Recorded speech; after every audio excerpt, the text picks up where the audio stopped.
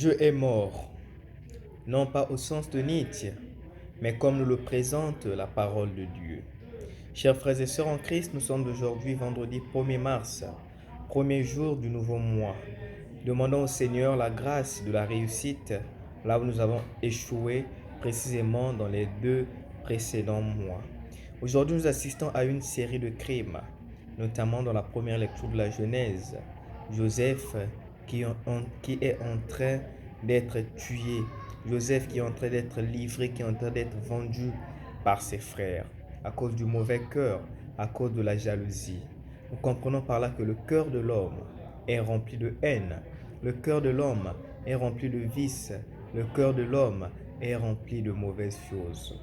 Tout le devoir et tout le combat de ce temps de carême, c'est de nous purifier de tous ces maux. C'est de nous purifier de toutes ces mauvaises pensées et de nous purifier de tous les actes malsains que nous pouvons poser à l'égard et à l'endroit des autres. Nous voyons dans l'Évangile comment nous refusons la parole de Dieu. Comment nous chassons loin de nous le Seigneur. N'oubliez pas que hier, nous l'avons vu avec cet homme riche qui a voulu que l'un des morts ressuscite pour aller dire à ses frères de changer de comportement. Mais aujourd'hui, le Seigneur nous montre comment il ne cesse de multiplier les efforts. Il ne cesse de multiplier les stratégies pour nous arracher, pour nous sortir de notre bout. Mais nous refusons. Il envoie des hommes, nous les tuons. Il envoie ses prophètes, nous les tuons. Il envoie aujourd'hui même son Fils et nous l'avons tué. Le Seigneur nous donne cette chance, nous donne cette opportunité de revenir et de revoir notre manière de vivre, notamment en ce temps de carême.